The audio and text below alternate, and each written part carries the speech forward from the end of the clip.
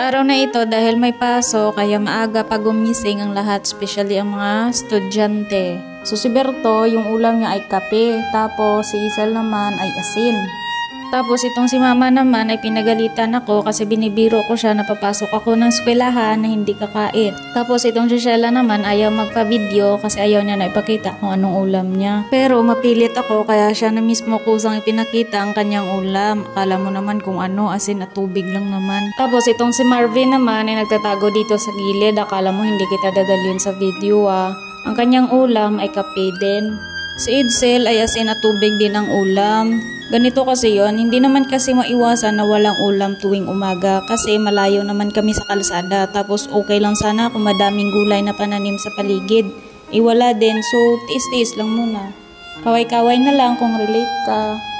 So ayun, Shella ay nagpupunas ng kanyang school shoes and then pagkatapos nun ay lalakad na.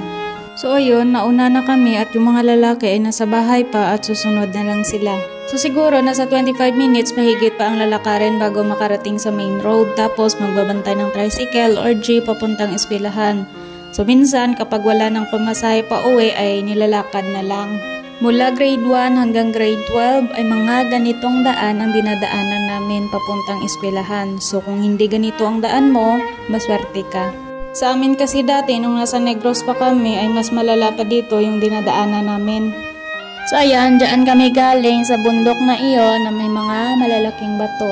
Sa mga classmates at teacher ni Shella May at Isel May na nakafollow at nakasuporta sa mga videos namin, maraming salamat po. Kag shoutout gid sa inyo tanan, madamo man nga salamat sa pag-intindi sa among sitwasyon. At ganoon na rin po sa mga teachers ni Robert, Marvin kag Edsel. I know gid ma'am sir nga nagalisensya sila kung kisa nga ma-absent kay mauling. Oo, tuod ina, although nga hindi man tani gusto nila nga mag-absent pero no choice kay pigado gid. Ma'am sir, madamo gid nga salamat sa pag-intindi nyo sa sitwasyon nila. So sa liwat, sa tanan nga mga teachers out there nga may mahumok nga tagipusoon kag mintindihon, madamo gid nga salamat. Yun lang, maraming salamat. Ingat po kayo palagi and God bless.